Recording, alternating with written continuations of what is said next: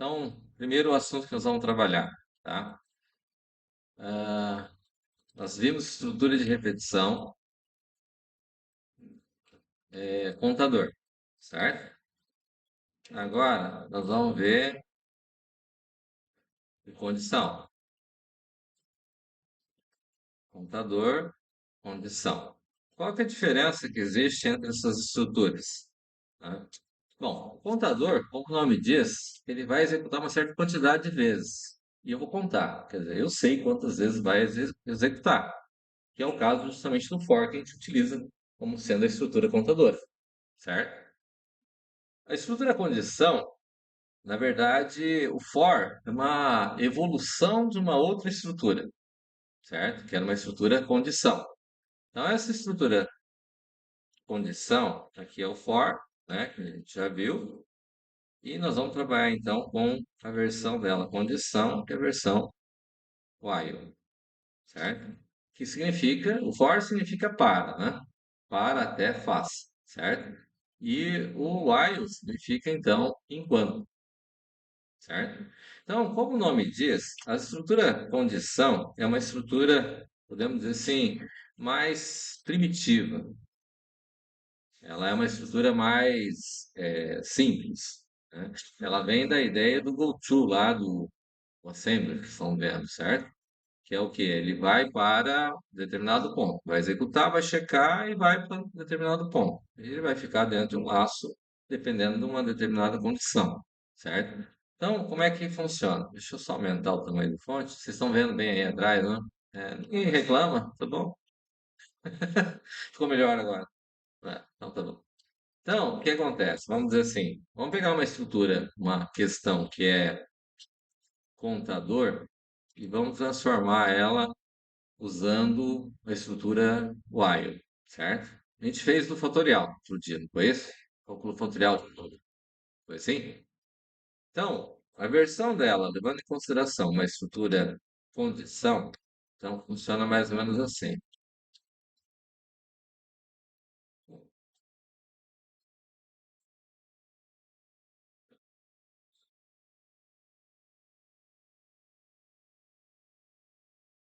Então, vamos lá.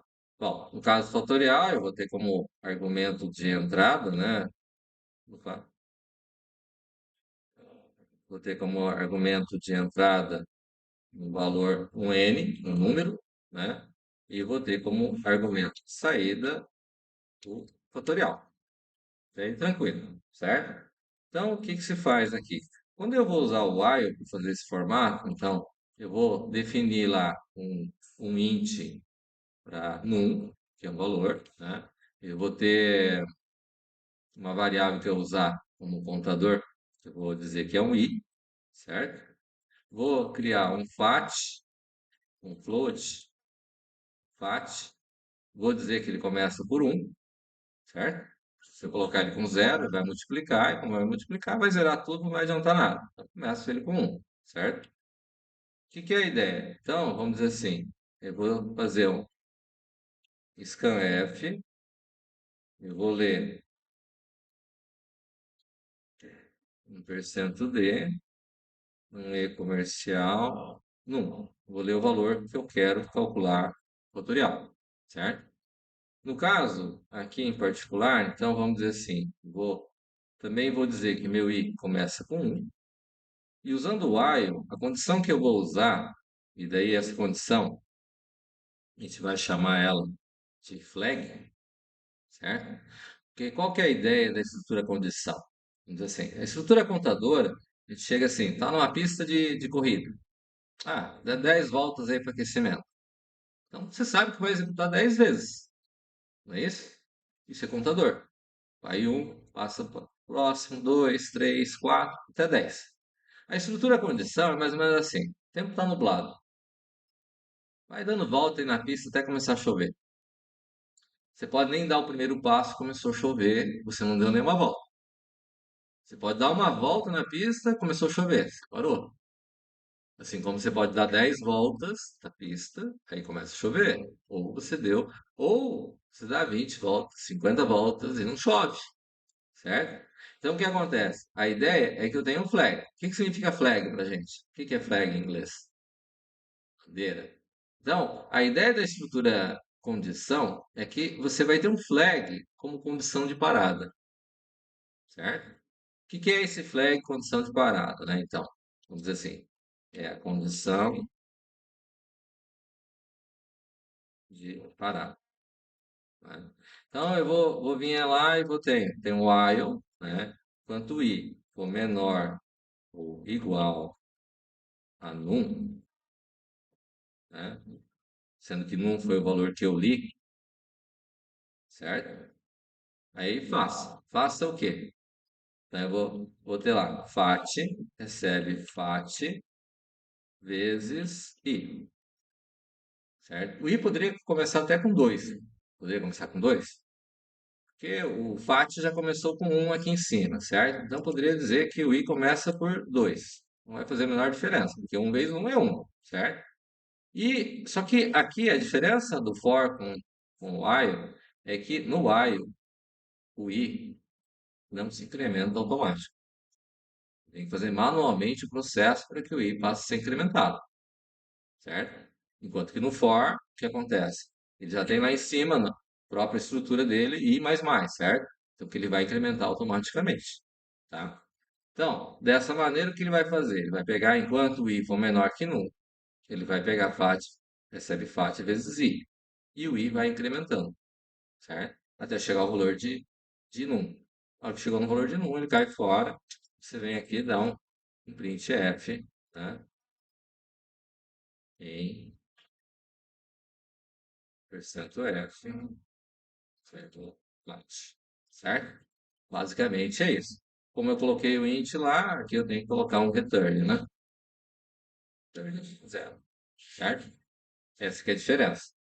Mas vamos pegar em termos mais práticos, né? Como é que seria termos mais práticos desse processo? Nós temos aquelas questões ali para resolver, certo? Eu passei. Todas elas que eu passei para vocês, que é a questão 3, questão 4, 5, a 6 eu pulei, né? A 7 e a 8 são contadores. Todas elas têm pré-definida a quantidade de termos que ele vai executar. Seja 30 dias, 31 dias, é, 200 termos, não é isso? 200 pessoas, etc. Então, tudo isso é contador. Quando a gente vai trabalhar com uma situação que seja condição? Então, é a questão, tipo a questão 6. Um número indeterminado de pessoas que vão ser entrevistadas. Vamos dizer que eu tenho das temperaturas, certo? Das temperaturas eu tenho a situação de que eu não sei quantas temperaturas foram medidas, quantos dias, certo? Cada temperatura é um dia, né? Aí o que que se tem? Eu tenho que, se levar em consideração das temperaturas, quem seria argumento de entrada? Temperatura? Então, eu vou ter lá, argumento de entrada. Tem. Argumento de saída. Lá, a questão pede lá, é, número de dias negativo, não é isso? Ou, aliás, número de dias positivos, né? Número de dias negativos, a média da temperatura positiva. Não é assim? Bom, então, esses eram os argumentos de saída que a questão pede lá, a questão 3. Não é isso? Certo? Como é que ela fica? Vamos fazer ela nas duas versões. Pode ser as duas versões? Confere aí, vamos pegar o enunciado aqui, né? Aqui. Ó, durante os 30 dias do mês de novembro foram tomadas temperaturas médias diárias de uma certa região da Antártida. Determinado o número de dias neste mês em que a temperatura foi menor ou igual a zero e o número de dias que a temperatura foi maior que zero, certo?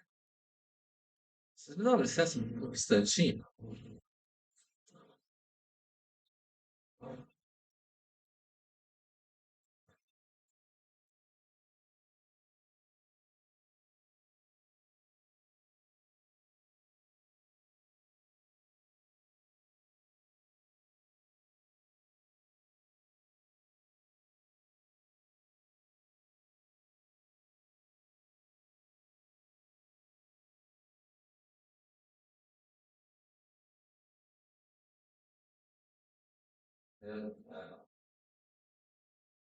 Vamos seguir. Tá certo? Então, determine também a média das temperaturas positivas. Os únicos dados disponíveis são as temperaturas de cada dia, certo? Então, seria mais ou menos isso aqui que eu coloquei, tá certo? Beleza. Então, vamos lá. Então, bom, vamos pegar aqui a primeira parte, já aproveitando que eu perdi um tempo ali, né? É, esses são os argumentos de entrada. Então, vou dizer lá, int. Quem que vai ser int? Vou ter dia, certo? Vou ter num negativo. Automaticamente eu tenho num positivo. Por que que eu tenho que ter num positivo? Porque eu tenho a média, né? Só que média é int? Não, média é float. Mas, então, o que que acontece? Eu tenho esses caras aqui, e vou ter lá, então, como float, média positivo. Para mim ter a média, eu tenho que ter o quê?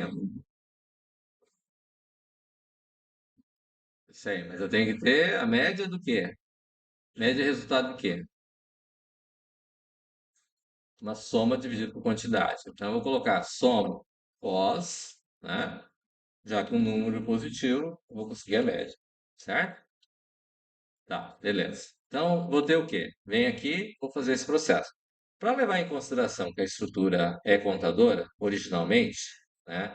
E a gente tem lá, vou fazer um for. Fazer um for. Poxa vida, verdade. Tempo. Então, eu vou ter lá dia, começando com dia é novembro, né? Menor ou igual a 30 dia mais, certo? Aí o que acontece? Eu vou ter aqui,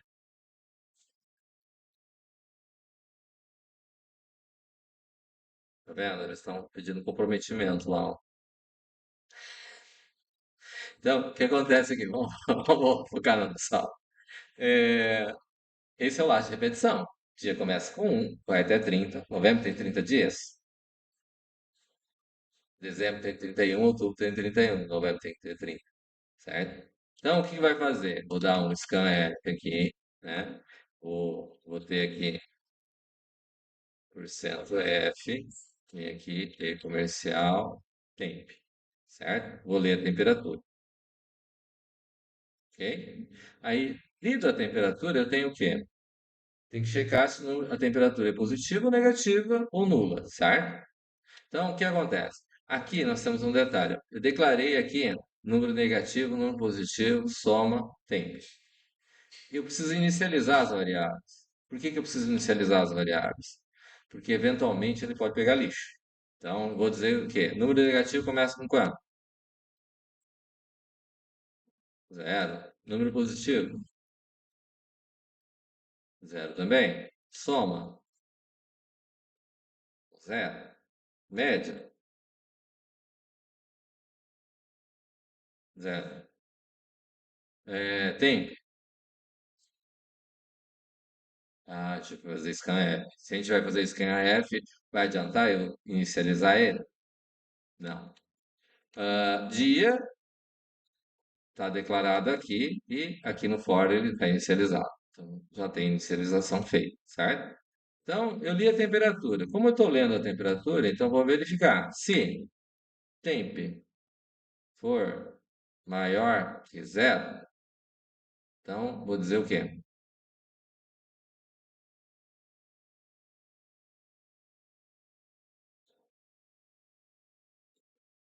Não posso. O que faz? Não posso, mas sim. É igual, não posso, mas sim. Igual, não posso mais temp? Sim? Não. Ele botar o número de dias positivos, para depois ele somar as temperaturas e, né?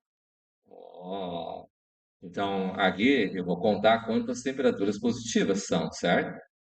Então, aqui é num pós mais um, né? Aqui faltou abrir chaves, né? Eu tenho que encontrar. O que mais que eu tenho que fazer quando num pós for positivo? A temperatura for positiva. Tem que somar as temperaturas positivas. Então, vem aqui, soma pós, recebe, soma pós, mais um? Mais o quê? Mais tempo. Aqui sim, mais tempo, certo? Porque eu tenho que somar as temperaturas, certo? É soma das temperaturas, né? Aqui posso fazer um else e dizer num neg mais. Poderia fazer isso? Quem acha que pode?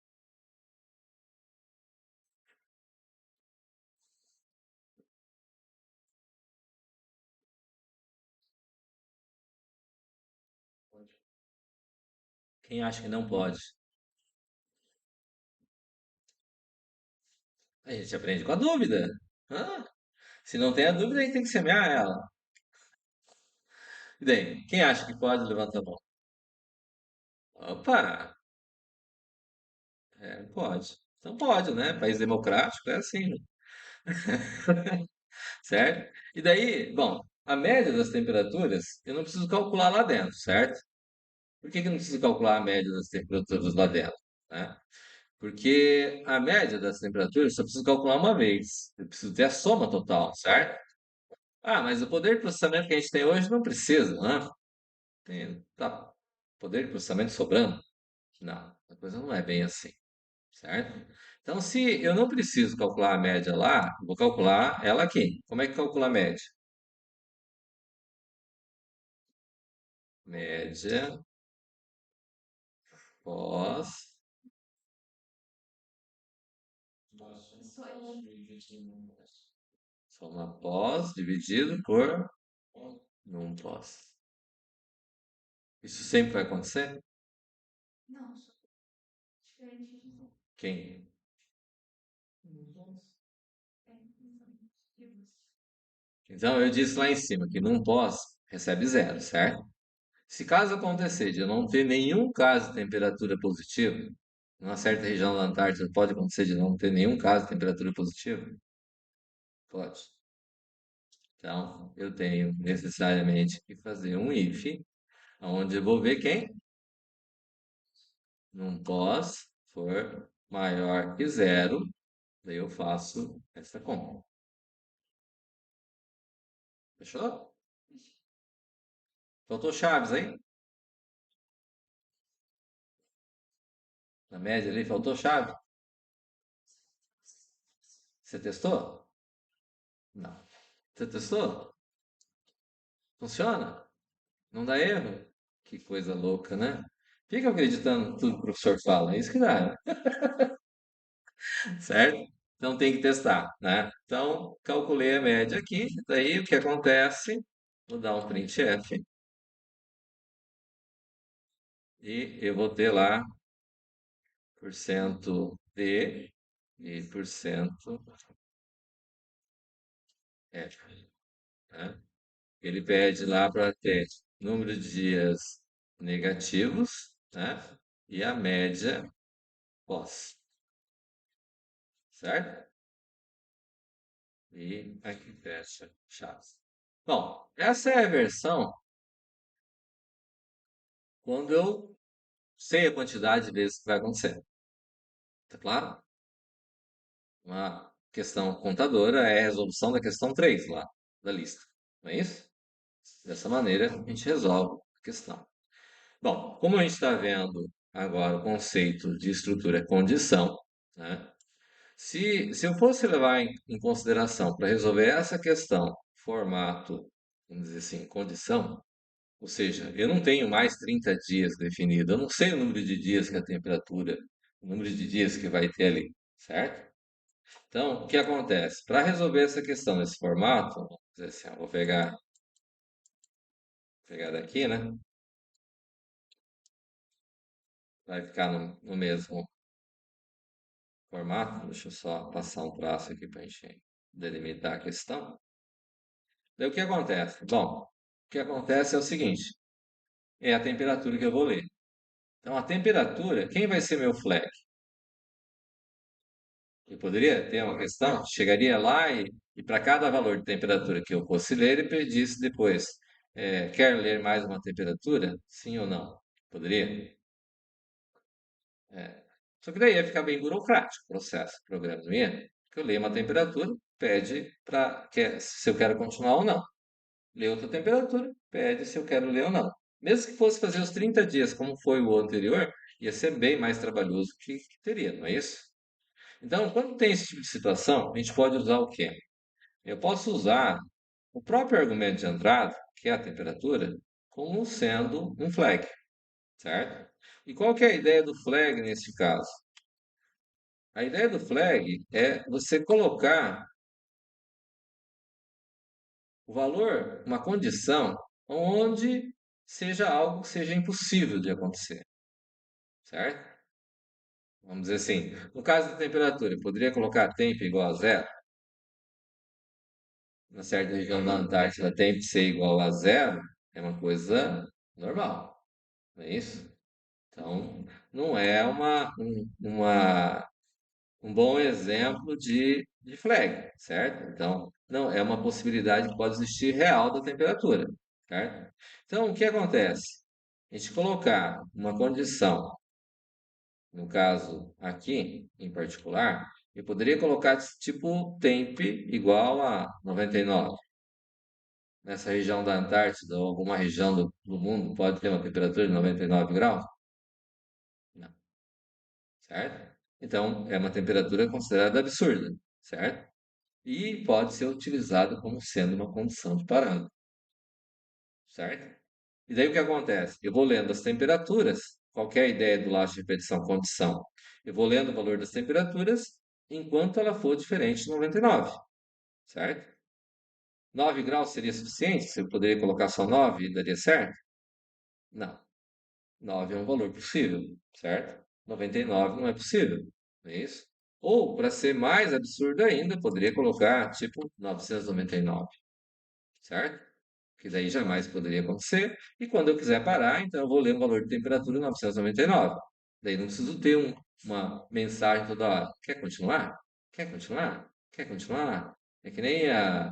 Tá chegando? Já chegou? Né? Já vi alguma coisa assim em algum lugar, né? É, então, certo? Então, como é que a gente faz o processo? Vamos lá. Então, para poder, vamos dizer assim, chegar aqui, colocar então, enquanto tem. Como é que a gente diz diferente ou igual? Ah, igual, igual, né? Não estou colocando diferente, perdão. Igual, enquanto. Na verdade, enquanto ele for igual, não vai dar certo. Tem que ser o quê? Diferente. Como é que eu coloco diferente? Exclamação significa negação, né?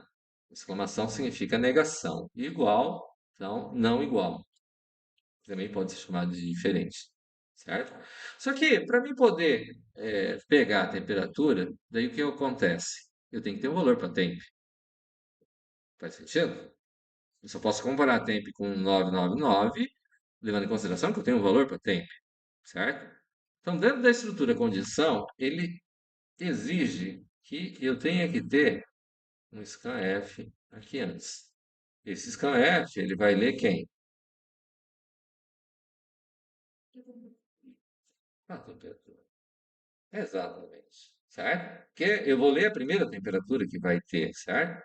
Aí, se essa temperatura for válida, né? Vamos supor que eu tivesse outros argumentos de entrada, não fosse só a temperatura.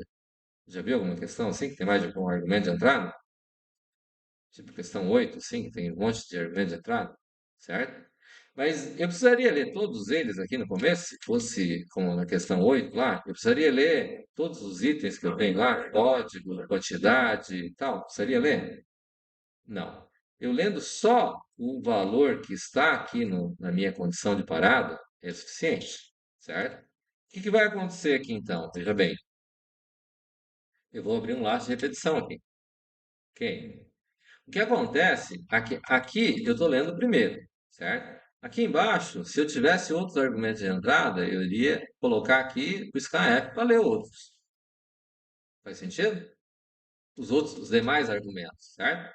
Só que a última coisa que eu vou fazer aqui no final, antes de fechar, antes da end do while aqui, eu vou ter que ler temp novamente. Por que que eu vou ter que ler temp novamente? Porque eu tenho que ler o próximo valor do while, certo? Que eu vou voltar lá em cima. Se eu não ler uma nova temperatura, o que que vai acontecer? Ele vai ficar preso no valor que deu entrada. Existe alguma chance de sair fora se eu não ler uma nova temperatura? Não.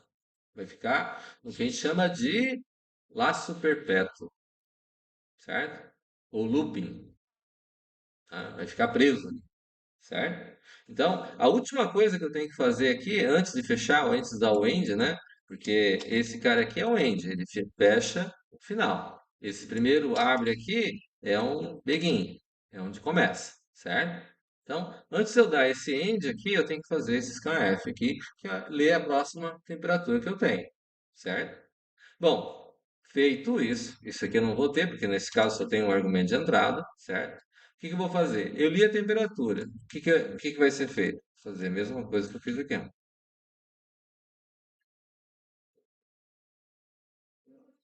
Ele vai checar se a temperatura lida é maior que zero. Se for, eu vou dizer que número positivo é número positivo mais um, né? Caso contrário, vou fazer. É lógico que aqui, assim como eu fiz aqui embaixo, né? Eu poderia fazer aqui num pós. Como é que poderia fazer aqui? Poderia fazer mais igual a 1, não é isso? Pode ser mais mais. Funciona mais mais? Já testaram? Não testaram. Poxa vida. Vamos fazer, mas é melhor vocês testarem essas coisas. Vão por mim. Importante. Aqui eu posso fazer mais pós, sim, mas tem aqui. Não é isso? Funciona assim? Será que funciona? Testa, certo? O que acontece, ó? Dessa maneira, o que que ele vai fazer, ó? É, ele vai chegar aqui. Esse aqui tem que ficar. Como é que chama mesmo esse espaçamento que eu deixo aqui? Tem nome esse? Indentação. É isso aí. O programa tem que estar bem indentado. Se não estiver bem indentado, vamos dizer que o mercado de trabalho não quer quem trabalhe sem padrões, certo? Eles preferem que as pessoas que trabalham em desenvolvimento trabalhem indentado. Por que que eles querem pessoas que saibam trabalhar com indentação? Você sabe, tem uma ideia? Melhor visualização. Hã? Bem mais fácil de achar o erro. Acho que fica legível, entendível, certo? O mercado de trabalho não quer quem não saiba, não siga os padrões, beleza? Então, siga os padrões, beleza? Deu para entender aqui o que que ele faz? Quando que ele vai parar? Quando eu digitar 999, certo? Caso contrário, ele vai seguir o formato padrão, vai continuar lendo. O valor é válido, não é um flag, certo? Então, esse cara aqui é um flag. É uma sinalização. Na corrida, quando tem a bandeira lá, pode ser bandeira quadriculada para dizer que acabou a corrida, mas pode ser uma bandeira preta para dizer que teve um acidente grave, pode ser interrompido porque não tem condições de continuar a corrida, não é isso? Então, tem as regras da sinalização. A ideia é mais ou menos a mesma.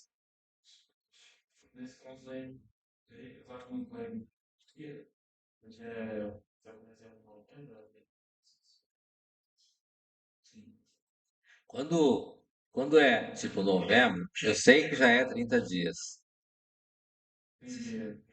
Entendeu? Esse caso aqui é para dizer, é a mesma versão da questão, só que ao invés de dizer o mês de novembro, estou dizendo assim, não sei quantos dias tem, certo? E tem uma quantidade de temperatura lá. É como se tivesse um carinha lá que todo dia anota numa ficha e joga numa caixinha. Joga, anota, joga numa ficha. Um certo dia eu quero. Certo? Então não está pré-definido qual que é o mês, né? Aí dessa maneira ele vem e faz, e daí você consegue visualizar, né? Entendeu? E essa é a ideia da estrutura-condição, certo? Né? A estrutura-condição, ela pode trabalhar como uma estrutura contadora, como for, certo? A estrutura for pode trabalhar como while? Será que dá para usar ele como while? For?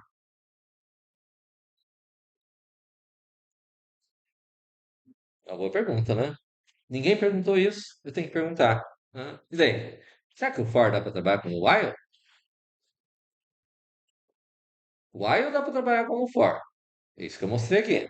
E o for dá para trabalhar como while? Acho que você colocar um valor aqui. Mas ele conseguiria resolver esse problema, tipo, dessa maneira aqui? É, eu tenho que ter uma quantidade pré-estipulada no for. E o while vem justamente para dizer. Na verdade, nós vamos ver duas versões do while, certo? Essa daqui é o while que eu tenho aqui, condição, aqui, vou tomar um parênteses, aqui um fecha parênteses, abre, fecha, e aqui eu vou ter esse aqui, certo? Aí tem uma outra versão que nós vamos ter, que é um do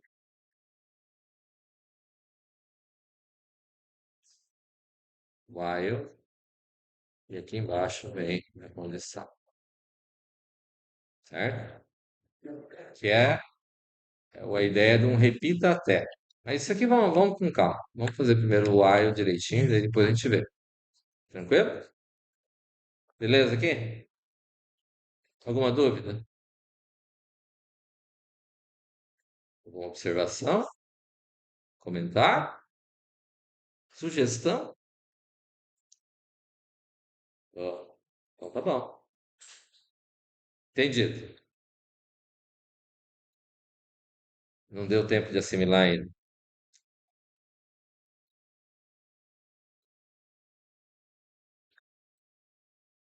Tá bom. Bom,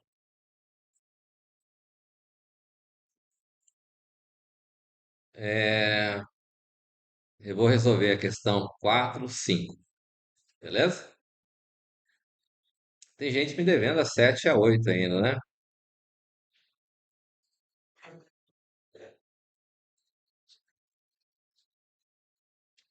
Tá acabando o prazo. Tá, então vamos seguir.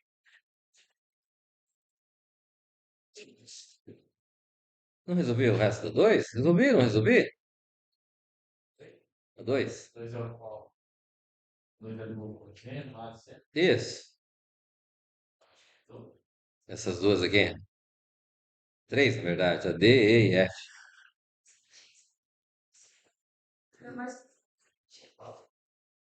Sério? Não corrigi? Não corrigi elas, então. Então, vamos lá. Questão 2. 2. Primeiro a D, né? Primeira questão. Então, o que que se tem aqui, ó? Vou x elevado a zero mais o x elevado a um dividido por um fatorial. Tá, ficou dividido aqui a questão, certo? Todo mundo enxerga bem aí? Vocês são bons de vista, né? Tá louco. Ah, tá bom. É, começou a enxergar agora? Ah. Então, o que acontece? X elevado a zero é quanto? Qualquer número elevado a zero é quanto? Bom, beleza. Então, EX aqui, eu tenho o argumento de entrada. Eu tenho x, certo? O x começa valendo x, aí passa a valer x ao quadrado, depois x ao cubo, depois x à quarta, e assim sucessivamente é para fazer 20 termos, certo? E embaixo eu tenho um fatorial, 2 fatorial, 3 fatorial, 4 fatorial. Não é isso? Quer sentar mais aqui na frente, William?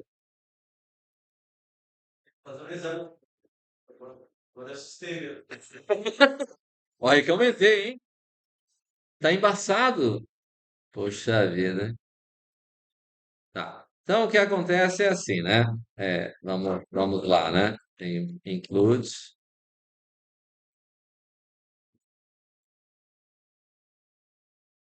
int main.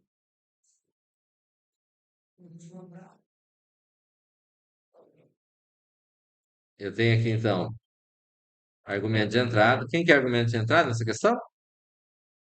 X. Quem quer argumento de saída?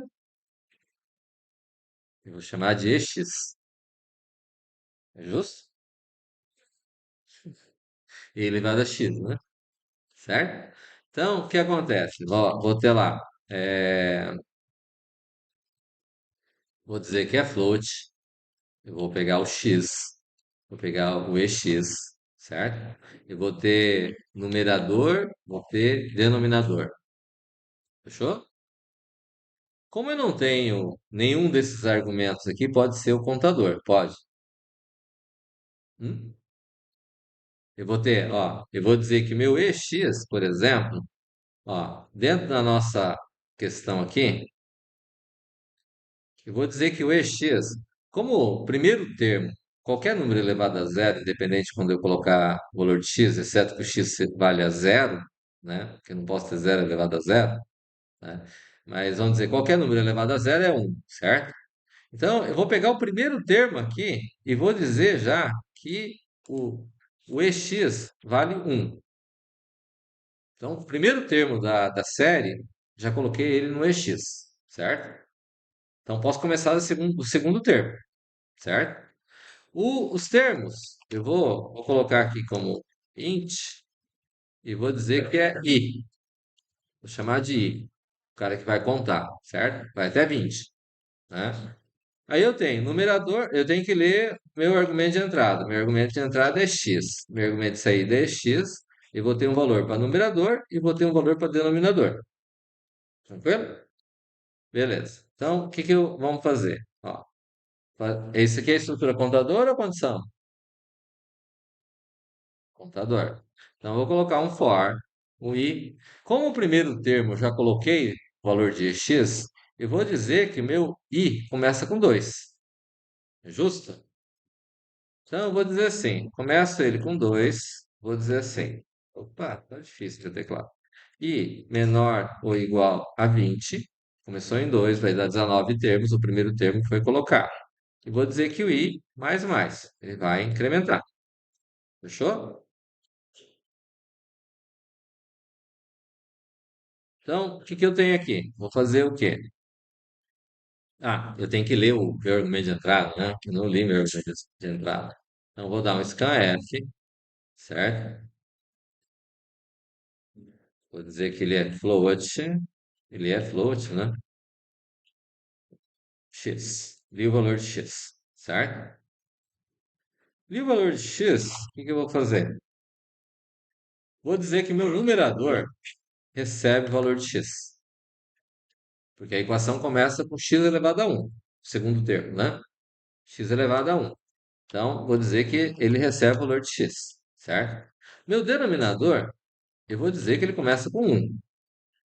Segundo termo ali da minha série aqui, da equação, ele é x dividido por 1. Fechou? X dividido por 1. Então, vou vir aqui, vou fazer o quê? Então, o denominador vale 1. Tá.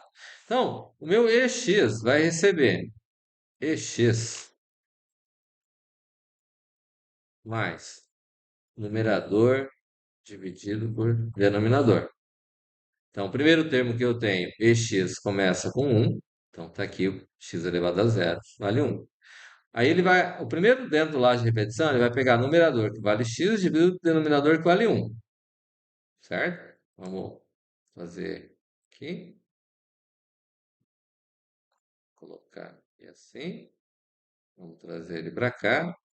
Ó, o que que acontece? Numerador vale x, está aqui em cima, segundo termo. Denominador vale 1, está aqui embaixo, certo? Aí eu tenho que fazer o x virar x ao quadrado no numerador. Não é assim? Então, para mim fazer x Vou pegar. Então, isso significa que o numerador recebe numerador vezes x. X vezes x virou x ao quadrado. Não poderia ser numerador vezes numerador? Sim. Quem acha que pode ser assim? Só os dois? Poxa, não vai poder. Não vai ter jeito. Nós estamos um país democrático. Quem acha que não pode ser, levanta a mão. Ixi, dois. Empatou agora. Tem mais alguém, hein? 2-2 agora. E aí? Pode ou não pode? Se pode, por que pode? Se não pode, por que não pode? X, um não já vale x. X vezes x vai dar x ao quadrado. Então pode. Então ela tá certa. Alguém mais concorda agora com ela? É difícil de convencer esse povo, hein? O detalhe é o seguinte: a primeira vez, x, o numerador vale x. Ele vai pegar x vezes x, vai dar x ao quadrado, realmente. Só que a segunda vez que vai acontecer, quanto está valendo o numerador? X ao quadrado. Aí, numerador recebe x ao quadrado vezes x ao quadrado, vai dar o quê? X à quarta. Mas o que que acontece aqui na questão? Ó? Eu tenho aqui x ao quadrado, certo? Só que o próximo é x ao quê? Ao cubo. Então, se eu colocar numerador, recebe numerador vezes numerador, na próxima, ele está valendo a quarta. Ele vai pegar x à quarta vezes x à quarta, vai dar x à oitava. Teria que ser x à quarta, certo? Então, não é a mesma coisa eu pegar numerador vezes numerador. Eu tenho que fazer necessariamente vezes x. Se eu faço vezes x, ele está x. Vai virar x ao quadrado, não é isso? Ele vai pegar o valor de x ao quadrado e vai multiplicar por x. X ao quadrado vezes x vai dar x ao cubo, certo? Na outra vez, ele vai dar x ao cubo. Vezes x vai dar x à quarta, concorda? Que vai dar a sequência que ele precisa ali. Tranquilo? Tá, beleza. Bom, aconteceu. Então, tá aqui. Aí agora, e o denominador? O que que acontece com o denominador? O denominador começa valendo um. Ele tem que passar a valer 2, que é 2 fatorial, certo? Na outra vez, ele tem que passar a valer? Não, 6. 6. Como 6? Porque 3 fatorial é 3 vezes 2. 3 vezes 2 dá 6. Vezes um dá 6. Certo? Então, aqui neste caso, a gente pode fazer assim, ó. Eu posso pegar o denominador, recebe o denominador, vezes o i. Observe o que vai acontecer. X, o i aqui, no caso, começou valendo 2. A primeira vez, o i não foi usado, certo? Denominador recebe denominador. I está valendo quanto? 2. O denominador está valendo 1. 1 vezes 2, 2. Então, a próxima vez que ele vai executar aqui em cima, o denominador está valendo 2. Aí o i passou a valer 3. Não é isso? Porque ele incrementou. Fui lá no for, o i incrementou. Como o i incrementou, daí o que ele vai fazer? Ele vai pegar o denominador, recebe o denominador, que vale 2, vezes i, que vale 3, vai dar 6. Certo? Na próxima, vezes 4, vai dar 24, que é 4 fatorial. Fechou? Dessa maneira eu consigo resolver o problema sem. Eu tenho fatorial, mas o fatorial ele ficou aqui, faz cálculo do fatorial. Faz sentido? Ah, mas não parece fatorial. Parece fatorial? Não. Mas resolve o nosso problema? Resolve. Isso poderia ser dito uma gambiarra? Não. Hã? Não é um recurso técnico alternativo, né? Vamos dizer um nome mais bonito, né? Sofisticado, certo? Mas é um recurso de usar a própria matemática aqui no caso, certo?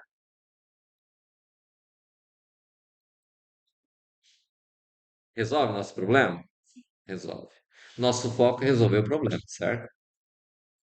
Gambiarra é um negócio que fica feio, que ele vai executar um negócio que não tem necessidade. E ele resolve o problema, mas ele não teria necessidade de fazer daquele jeito, certo? Dessa maneira ele resolve. Bacana? É matemático isso, não é recurso técnico alternativo. Fechou? E aqui no final vem dar um printf e vai dar lá o percento %f e vou dar o EX. Bacana? De boa? Depois vocês testem, façam teste de mesa para entender, questionem, não acreditem em tudo que o professor fala, tá certo? Bacana. Tá. Podemos ir para a próxima? Alguém tem alguma dúvida?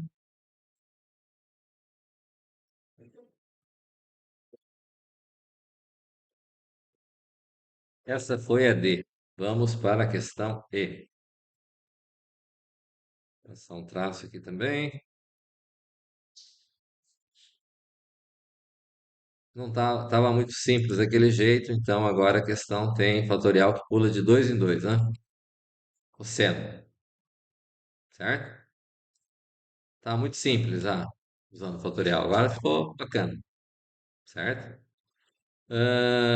Vamos aproveitar uma parte desse formato aqui, né? Aqui é argumento de entrada na questão aqui, agora passa a ser quem? A. Então passa a ser A.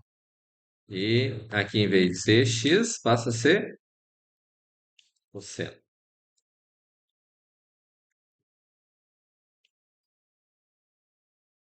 ok?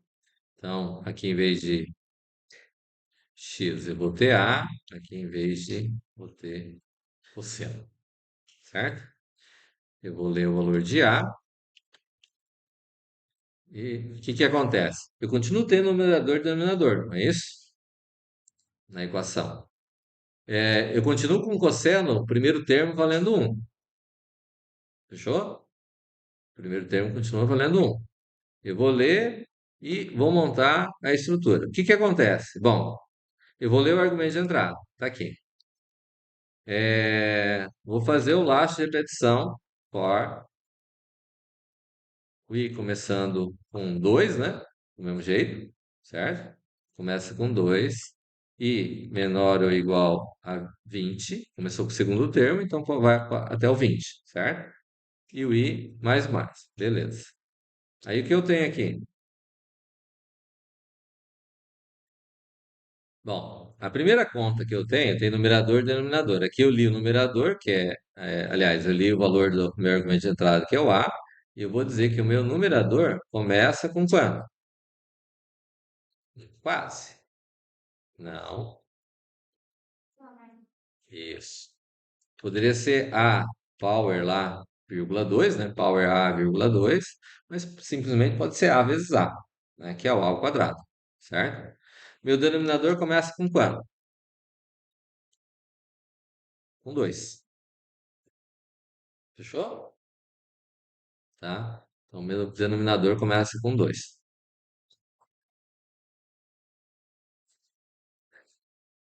Então, aqui tem duas formas de fazer. A primeira forma é eu declarar fatorial, né? Dizer que tenho um FAT, certo? FAT começando com um, certo? E eu ter um segundo contador, aqui no lugar do i, posso ter um segundo contador, vou chamar de j, certo?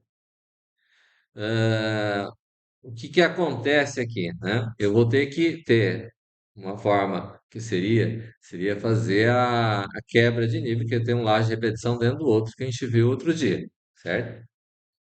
Embora eu não tinha passado isso quando vocês tinham essa questão para resolver. Quer dizer que tem um jeito de resolver sem usar a quebra de nível, que é um laje de repetição dentro do outro, certo? Mas vamos fazer primeiro usando a quebra de nível, né? O que que é a ideia? Eu vou ter um J que, vamos dizer assim, eu tenho o número 2, certo? Meu denominador, no caso, ele varia de 2 em 2, né? E esse valor de 2 em 2, eu vou ter um fatorial que eu vou ter que calcular desse 2 em 2, certo? Primeira vez o fatorial vale 2, fatorial de 2, depois vai fatorial de 4, depois fatorial de 6. Meu denominador, ele vai variar de 2 em 2. E cada vez que ele variar, eu tenho que calcular o fatorial daquele número, certo? Só que eu tenho que calcular o fatorial antes de fazer o cálculo do cosseno, certo? Então, antes de eu executar o cálculo do cosseno, tem um valor do numerador, tem um valor do denominador, mas eu tenho que fazer. Então, vamos dizer assim, eu teria lá cosseno recebe cosseno mais numerador dividido por denominador. Que seria essa conta aqui. Aqui, no caso, vezes sinal ainda, né? Aqui eu vou ter que ter uma variável dita sinal, né? E esse meu sinal tem que começar com quanto? Certeza? Quem concorda? Levanta a mão. Já corrigiu.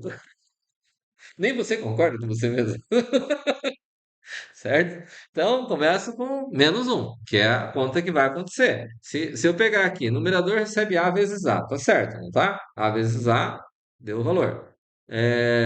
Dividido por denominador. Denominador está valendo 2, tá certo? Né? Aqui no caso, eu poderia, em vez de começar com denominador, e eu vou dizer que o denominador, eu vou usar para ele dizer que vai ser 2, 4, 6 ali, calcular o fatorial, e eu vou dizer aqui que aqui eu colocaria FAT aqui, certo? Como é que eu faria? Viria aqui e faria então assim, né? No segundo for J, que começa com 2, enquanto J menor que denominador, J mais. E eu vou fazer o quê? Vou fazer FAT, recebe FAT vezes J. Então, se J vale 2, denominador vale 2, né? Aqui menor ou igual, né? Tem que ser até ele. Até o denominador. O denominador está valendo 2, tá certo? Então, vai pegar FAT J vale 2, menor ou igual a 2. FAT começou com quanto? 1. 1 vezes 2, 2. Então, aqui no FAT, deu o valor do FAT, não deu? Certo? Na próxima vez, ele vai pegar o denominador e vai passar a valer 4.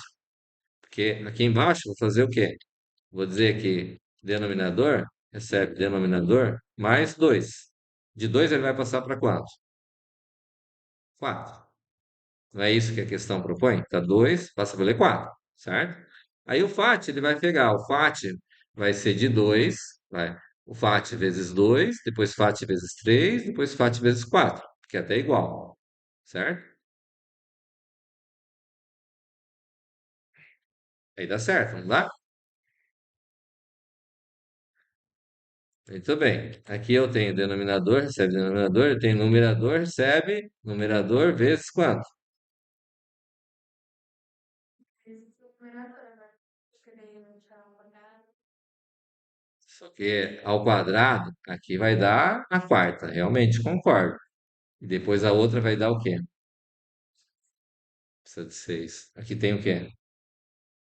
Se eu fizer numerador vezes numerador, vai pegar 4, aí vai para 8, depois vai para 16. Não vai dar certo, certo? Então tem que ser numerador, recebe numerador vezes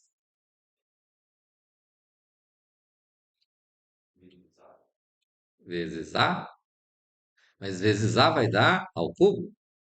Nós precisamos que dê A. E daí como é que a gente faz para dar a quarta? Mais um? Não, mais um não vai ficar legal aqui não.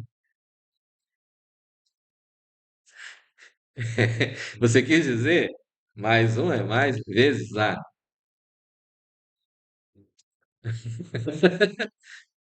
Mais um não vai dar certo. Mais um ele vai pegar só mais um. Tem que ser vezes A. Daí, se pegar vezes A, é a mesma coisa que A ao quadrado. Eu tenho A ao quadrado vezes A ao quadrado, vai dar A à quarta. Aí vou pegar a quarta vezes a ao quadrado, vai dar a sexta. Faz sentido? Certo? Dessa forma resolve o nosso problema?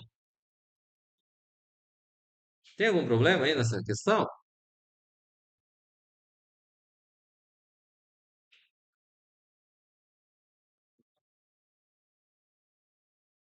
Tem que colocar aí o parênteses. No numerador.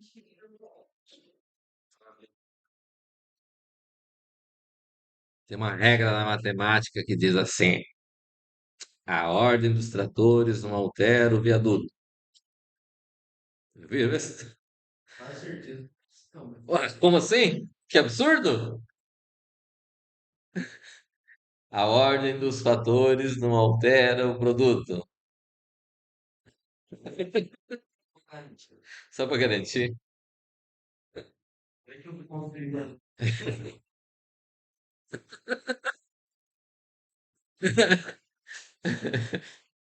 Neste caso aqui, a ordem dos operadores aqui, ele vai executar a operação do mesmo jeito, não tem problema. Neste caso em particular. Você tem que tomar cuidado quando tem divisão, subtração, multiplicação e adição tudo junto. Aí pode fazer diferença, certo? A regra matemática com a regra que o programa vai estar fazendo. Alguém consegue enxergar algum erro aí nesse trecho de código? Sim, tem que colocar um parênteses. Não. Podia colocar o acróstico. Calcular você?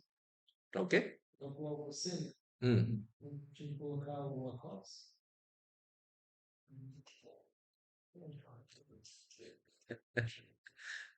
Diga. O loop está infinito? Hum, será que o loop está infinito?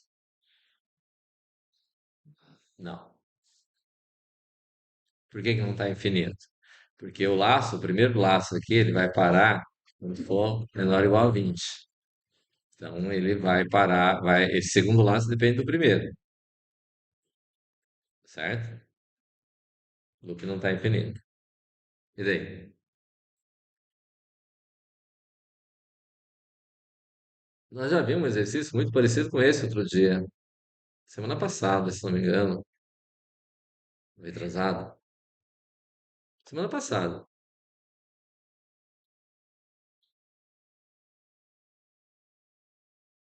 não?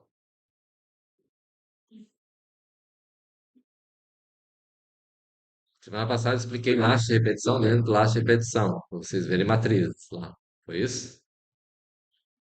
Tem vídeo gravado disso. Foi o Leonardo que gravou. Foi postado no grupo, não foi postado no portal. Foi? Vocês assistiram o vídeo aula? Hã? Você estava na aula. Então, não precisa assistir, estava na aula, né? Eu recomendaria vocês assistirem. Tem um detalhe aqui que diz que deveria ver. Vamos ver quem acha aí.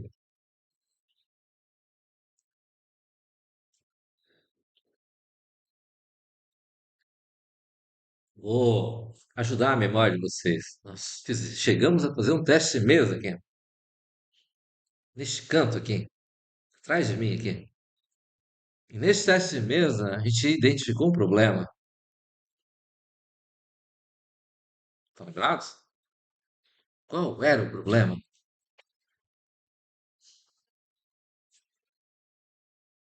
Os problemas foi que na parte tinha que retornar o número que era no começo. Do FAT. Qual era o problema? FAT.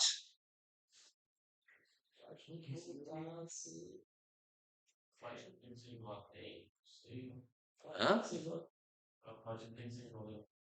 Não, não. Não é com o denominador, é com o FAT. Nós somos teste de mesa, estão lembrados? No teste de mesa foi identificado o problema. Foi? Que por um acaso tinha um espaço no código lá para a gente poder resolver ele. Olha só o detalhe, uma riqueza de detalhe. Não?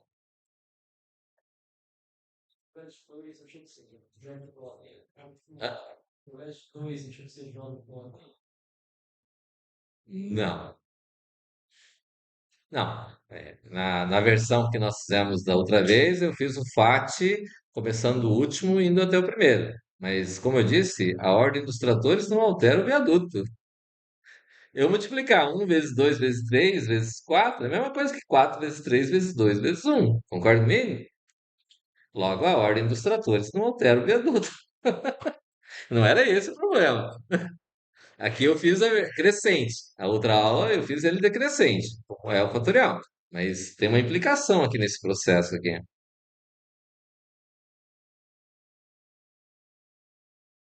Faz sentido?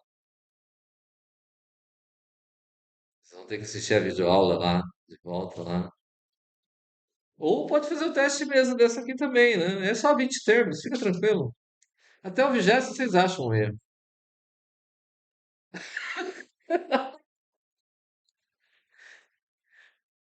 E daí? Quem consegue dizer onde está o problema?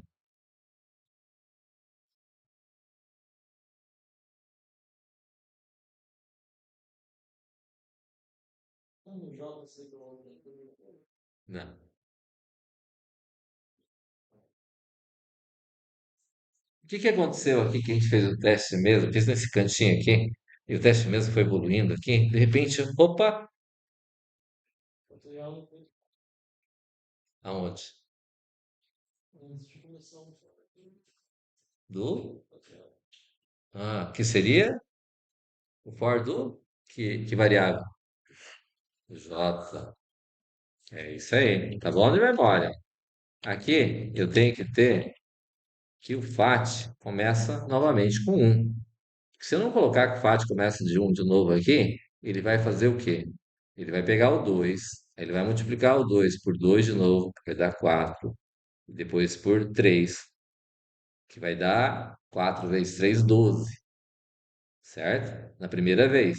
Na segunda vez, ele vai manter o valor 12, que o fatorial não volta para um.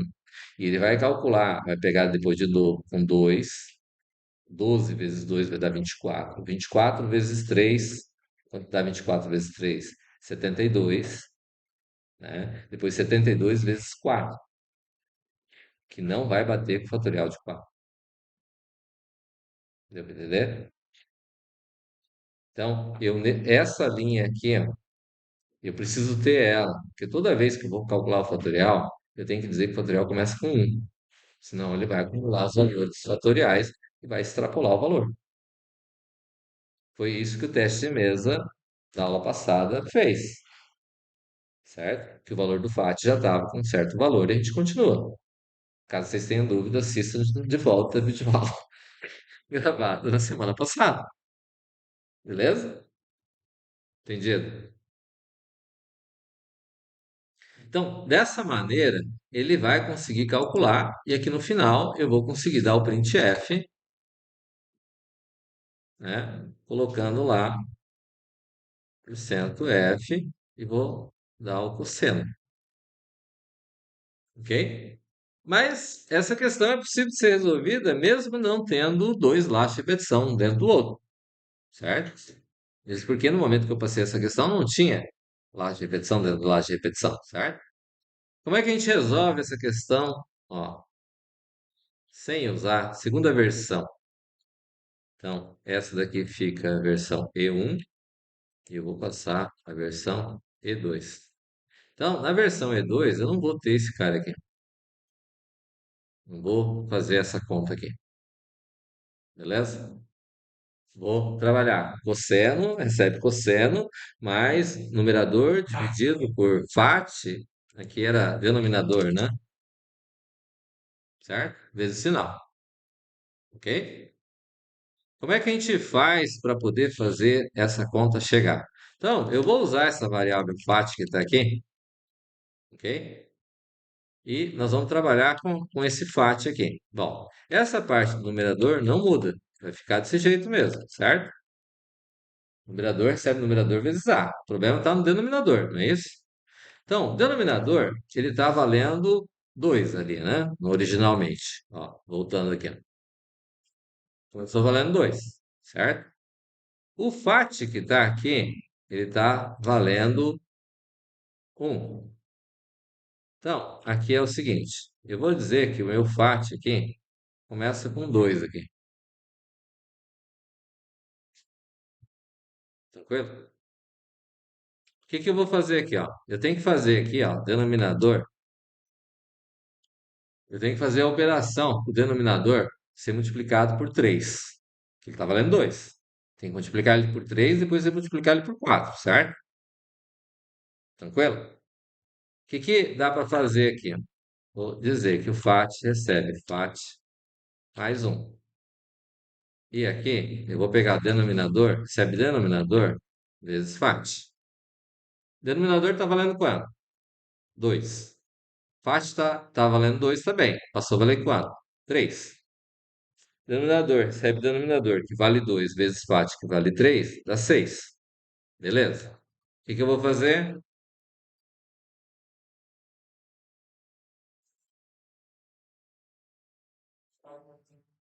FAT está valendo 3. FAT mais 1 vale 4. Denominador que vale 6, né? Porque dá 2 vezes 3, vale 6. Vezes FAT que vale 4. 6 vezes 4, 24. Certo?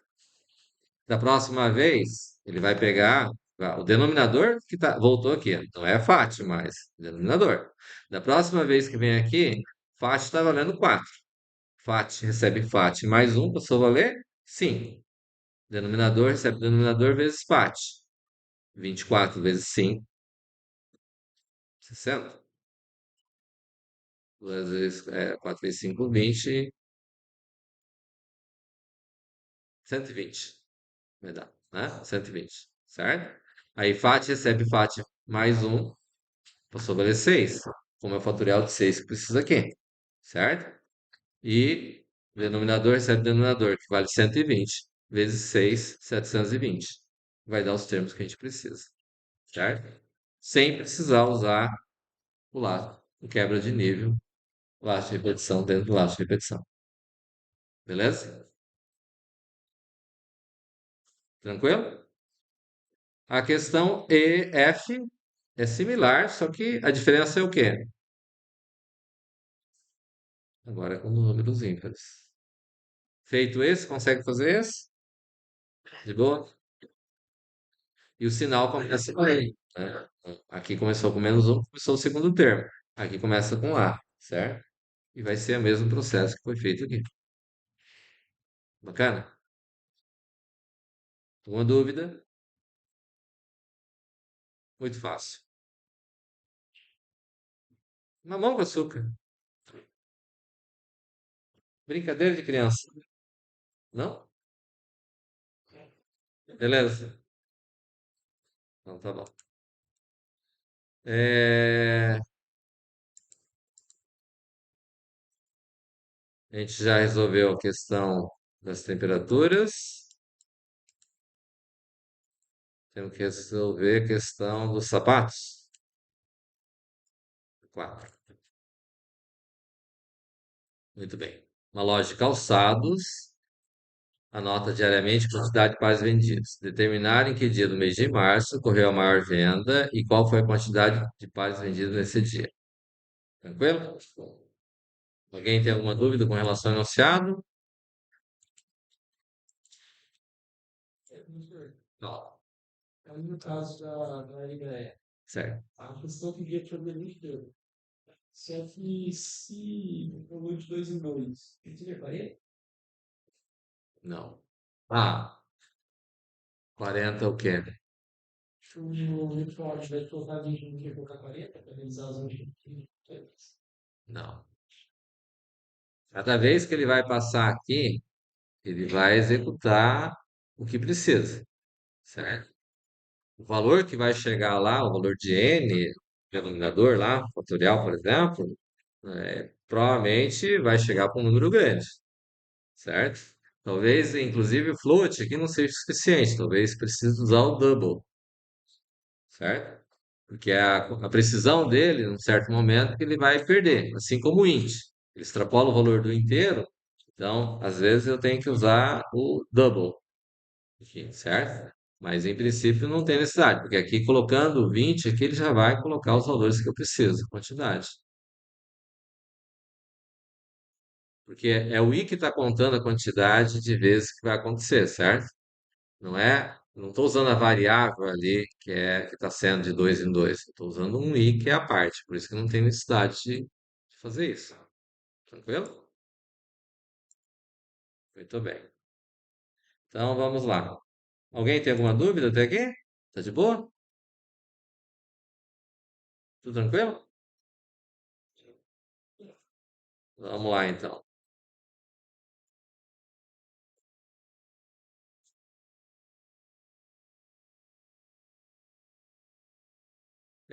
Quem quer argumentar nessa questão aqui? Quantidade de pares. Quantidade de pares. Só? E o dia. O dia não chegaria a ser um argumento adiantado, né? Porque na verdade eu vou seguir os dias do mês, né? Mas vamos dizer que seja. O que seria argumento de saída? Dia mais vendida, os pares mais vendidos. Maior venda e o dia não é. Dia maior. Podemos dizer assim? Aqui a gente pode seguir o que a gente chama a notação do camelo, né? E colocar algo assim, né? Que fica mais fácil de ler as variáveis, certo? Dia da maior venda, maior.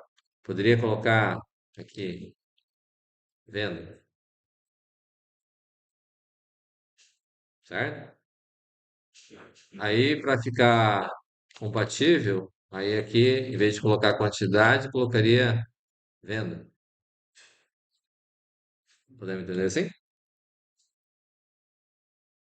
A recomendação com relação ao nome de variáveis é a gente não usar nomes genéricos, que eu não consigo entender do que se trata. Poderia até ser quantidade ali, que é uma quantidade que está no enunciado, certo? Mas a ideia é tentar usar nome de variáveis que transmitam o valor que ela vai carregar. Por que disso? Não, por que não usar x1, x2, y1, y2? Porque a ideia do nome das variáveis é que eu consiga saber do que se trata. Ah, mas por que? Não vai dar o mesmo resultado? Vai. Qual que é o problema? O problema é que quando eu for dar manutenção no código, se eu usar x1, x2 no meu código inteiro, vai chegar um dado momento que eu não sei mais qual x que eu estou trabalhando. Quando eu uso um termo maior venda, dia maior, o dia maior venda, já me identifica do que eu estou tratando, certo? Então, a sugestão com relação ao nome de variáveis, mas funcionou lá, rodando lá, roda, vai funcionar. Não é uma questão de sintaxe ou semântica da linguagem, é uma questão de técnica de programação, beleza? Então, a recomendação é usar os nomes das variáveis seguindo o padrão de nomenclatura que identifique o valor que ela está transmitindo. Tá claro? Então, eu vou ter lá, é, vou dizer lá, venda, int, maior venda, dia maior, dia maior, certo? Eu vou dizer que a maior venda que eu tenho que começar ela com um valor. Que valor que eu poderia começar a maior venda? Posso começar com menos 99, certo? Que é um valor absurdo que qualquer valor que eu for ter, ele vai fazer esse processo. Vou fazer um for, vou dizer que o dia começa com 1. Que dia que é? De março, né? Dia menor que quanto? 31. Dia mais. Então eu vou ter o quê? Primeira coisa que eu vou fazer, vou dar um scanf à venda,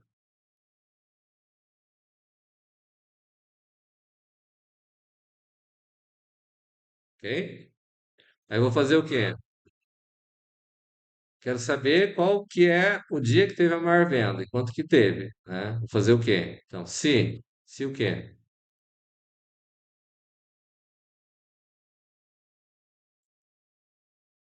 Se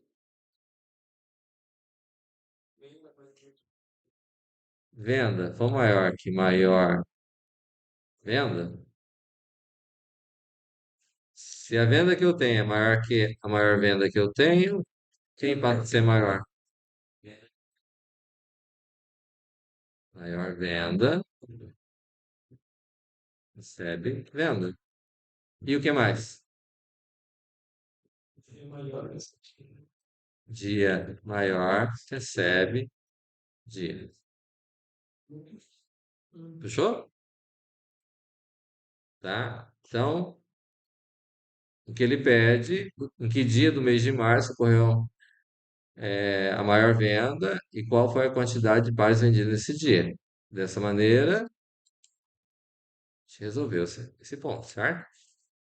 Basicamente, printf, colocar um percento %f, percento %d, 2% d, né?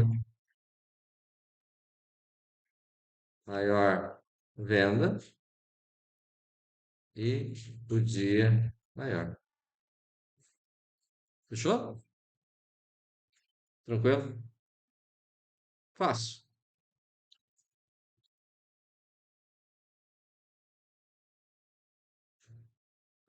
Alguma dúvida?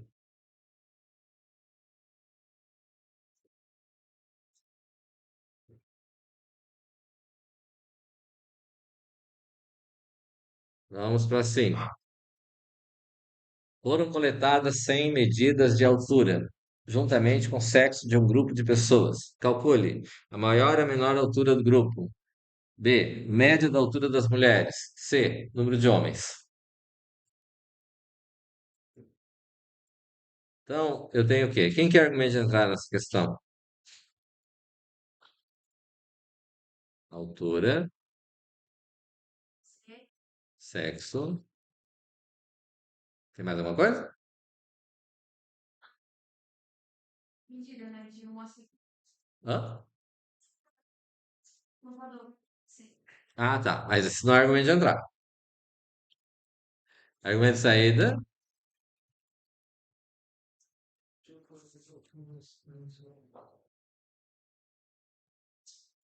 Primeiro, maior e a menor altura, né? Então, maior e menor. Eu vou mudar os termos.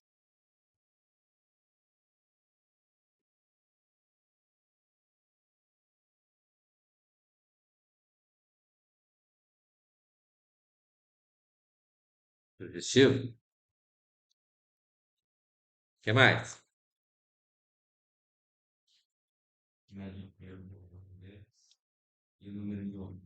Média altura das mulheres, média feminino, Deixa eu...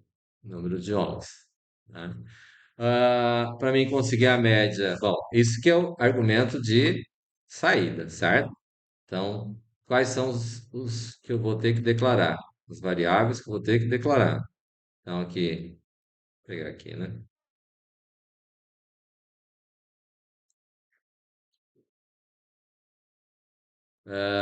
Eu vou ter que declarar o quê, então? A maior e a menor altura, eu vou levar em consideração, então, isso é float, né? Alt,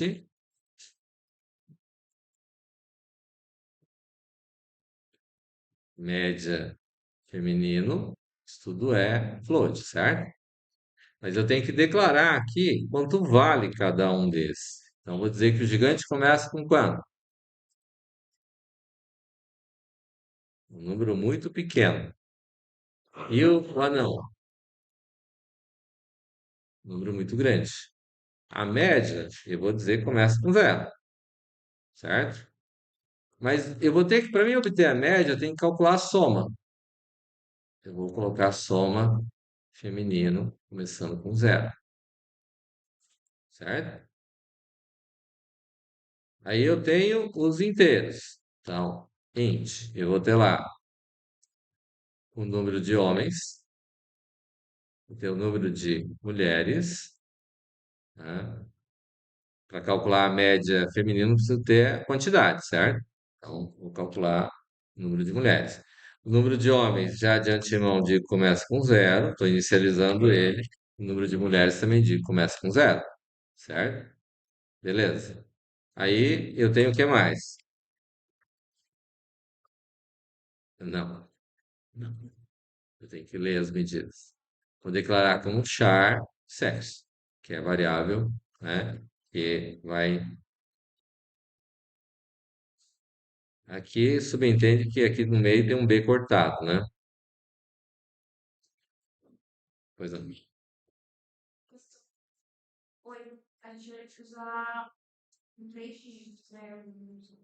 Puxar. Como eu farei isso? Eu coloco três e depois quatro. Como assim? Que nem a inscrição vai de 1 a 200. Ah, não, nós vamos usar ele no médio inteiro. Vai, vou. Você usa char, caso como sexo, masculino e feminino. Vou usar ele como resposta, sim ou não, certo? Poderia usar tipo estado civil. Estado civil pode ser S de solteiro, V de viúvo, C de casado, não é isso?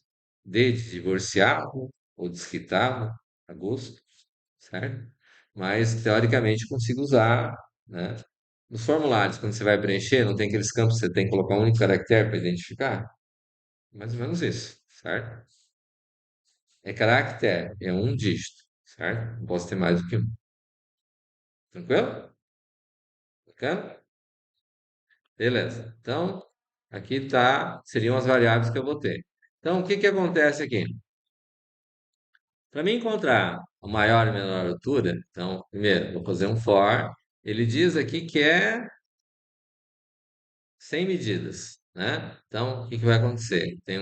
Coletar 100 medidas. Então, aqui falta uma variável que eu vou dizer, posso chamar de x, de i, de n. Vou chamar de n dessa vez. Então, n começa com 1, n menor ou igual a 100, n mais mais. O que que eu vou fazer aqui? Vou levar em consideração, então, o quê? Primeira coisa que você tem que fazer, tem que ler os valores, certo? Então, vou dar um scanf,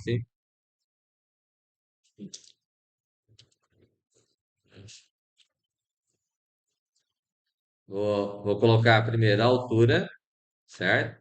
Depois vou colocar o sexo, certo? Então, coloco E comercial alt, coloco E comercial sexo.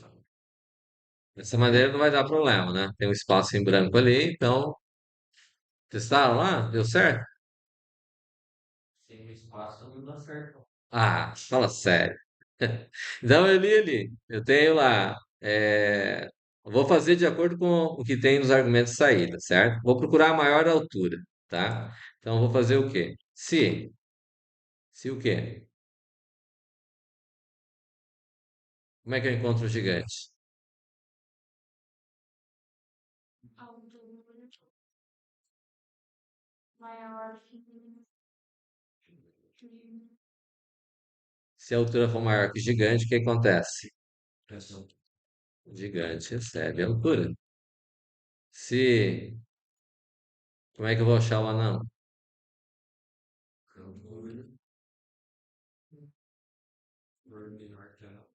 Não.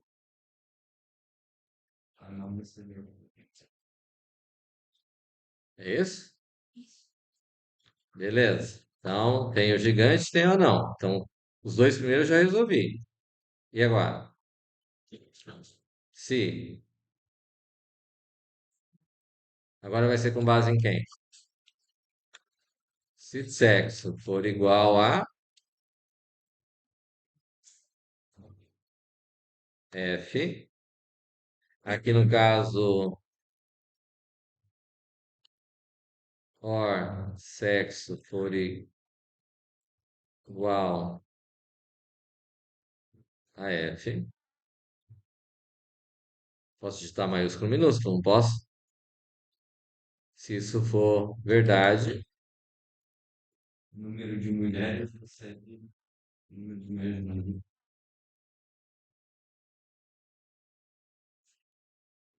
num feminino, mais.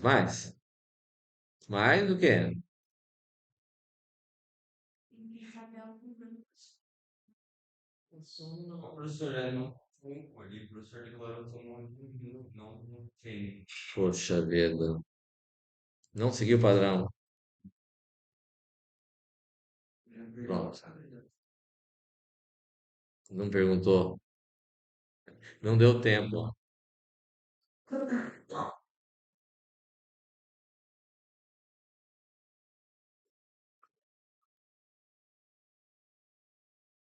Vem.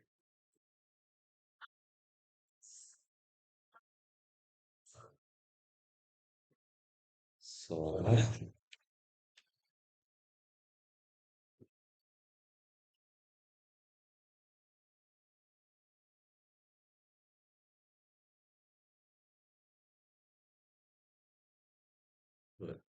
Muito bem.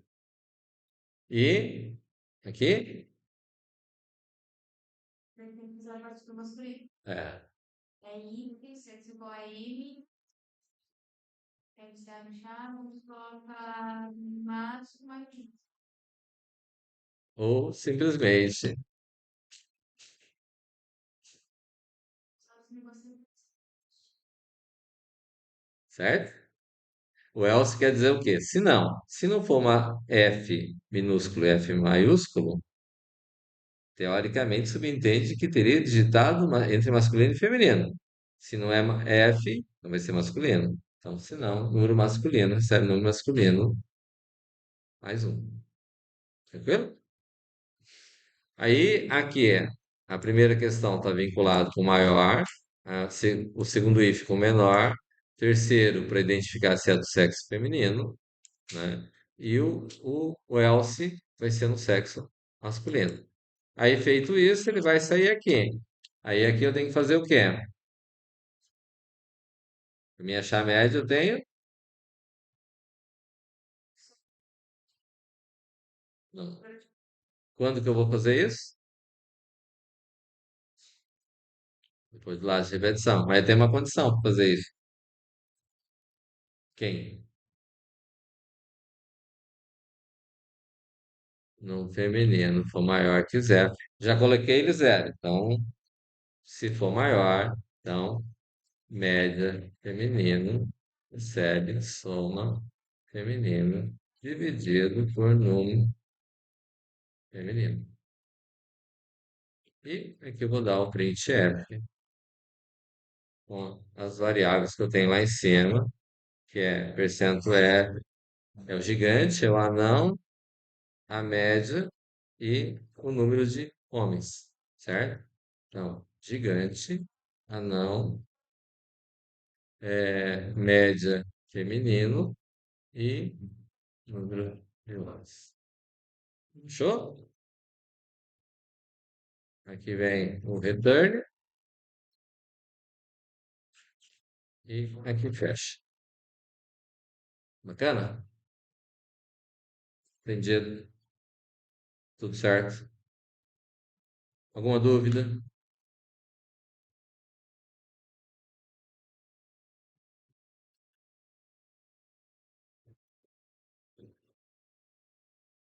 Deu perceber que no começo das nossas aulas até agora, nós vemos progressivamente aumentando o grau de complexidade, certo?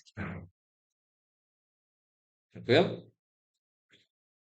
De boa? Alguém tem algum questionamento? Alguma observação? Comentários? Então tá bom. Conforme combinado, a gente passou o conteúdo novo, que é as estruturas de condição, aqui no começo, e depois a gente passou a trabalhar na outra. As estruturas de condições aqui, né? O formato usando, clica em resolver a questão 6 que ficou para trás, que tem a ver com isso, certo? E que a gente vai praticar ela amanhã, só a questão 6. Pode ser? Uma dá, né? De terça para quarta, uma dá, não dá? Tranquilo? E essas questões que a gente tinha que resolver. Beleza? Tranquilo então? Posso fechar aqui?